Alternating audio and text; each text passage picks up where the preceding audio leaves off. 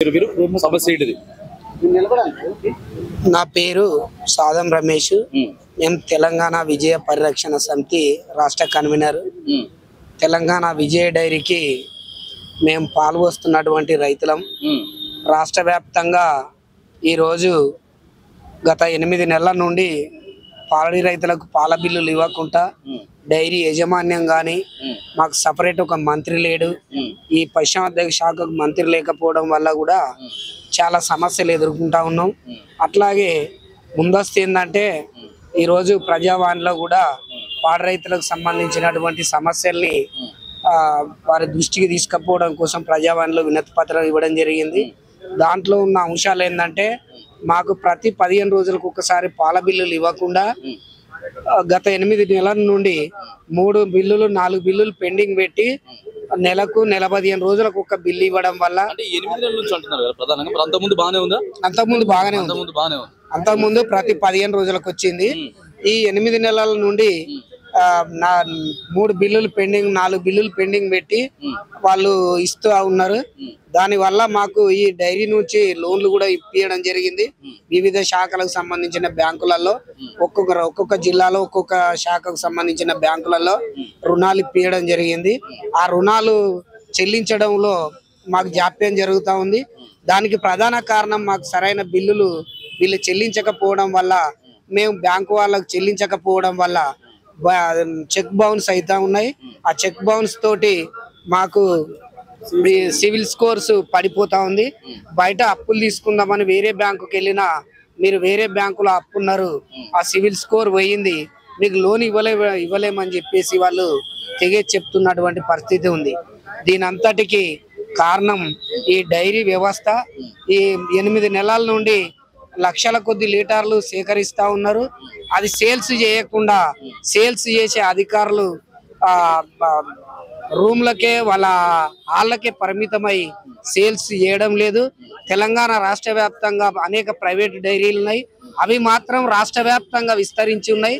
మన విజయ డైరీ ప్రభుత్వ ఆమోదితం ఉన్నటువంటి ప్రభుత్వం నడిపేటువంటి విజయ డైరీ మాత్రం ఎక్కడ పార్లర్లు కానీ పాల ఉత్పత్తులు కానీ కనిపించినటువంటి దాఖలు లేవు.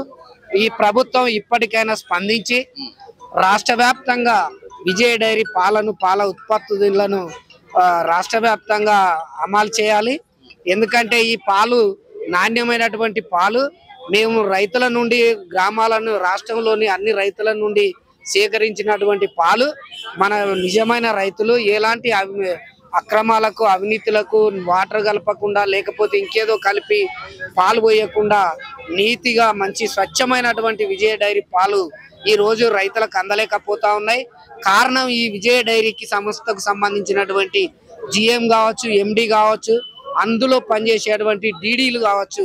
దీని అంతటికి ప్రధానమైనటువంటి కారణము వీళ్ళు ఒక్కొక్కరు ఒక 6 సంవత్సరాలు 5 సంవత్సరాలు 10 సంవత్సరాల నుండి ఒకే చోట పనిచేస్తూ ఆయా జిల్లాలు అక్కడనే ఉద్యోగాలు చేసుకుంటూ అక్కడ అక్రమాలకు పాల్పడుతున్నటువంటి పరిస్థితి ఉంది. వారందరినీ వెంటనే ఆయా వేరే వేరే శాఖలకు మార్చి స్వచ్ఛంగా పనిచేసేటువంటి డీడీలను జిల్లాలకు ఇవ్వాల్సిన అవసరం ఉన్నది. అట్లాగైతేనే విజయ డైరీ ముందుకెళ్తా ఉంటది. లేదంటే విజయ డైరీకి పాలు పోయాలంటే గ్రామాలలో రైతులు పోయలేకపోతా ఉన్నారు. ఇది పాల బిల్లులు సేకరించే స్పందన శాఖకు సంబంధించినటువంటి వారిని పశుసంవర్ధక శాఖకు సంబంధించినటువంటి డైరీకి సంబంధించినటువంటి అధికారులు 2 ఉన్నారు. అక్కడ కలిసినాం, విన్నవించడం జరిగింది. వాళ్ళు ఇది 4వ సారి మేము ఇవ్వడం సంఘం నుండి, అయినా ప్రభుత్వం ఎలాంటి స్పందన లేదు, అసలు రైతులను పట్టించుకోవడం లేదు.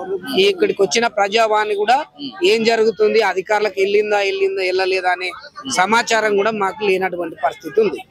2019 నుంచి పడాలి, 4 రూపాయలు 4 సార్లు ఇచ్చారు దరఖాస్తు, ఎటువంటి రెస్పాన్స్ లేదు. నా ఇన్సెంటివ్ 2020 నుంచి పాత బకాయిలు ఉన్నాయి, ఇస్తా అని అయ్యి ఆఫ్ చేశారు. రీసెంట్ గా మన వచ్చిన గవర్నమెంట్ 5 రూపాయలు ఇస్తా అన్నది, ఇంత మట్టికి అమల్లో కూడా లేదు. మాకు ఇస్తే మేము కొద్దిగా పాడిని పెంచుకోవడానికి కానీ రైతుల సపోర్ట్ ఇవ్వడానికి కూడా మేము సహకరిస్తాం, కానీ పట్టించుకోవట్లేదు యాజమాన్యం. పక్కనే ఉన్న ప్రభుత్వాలు పాడి రైతుల్ని ఎంతగా అభివృద్ధి చేస్తున్నారు, ఇక్కడున్న పాడి రైతుల్ని కుంటిపడేలా చేస్తున్నారు.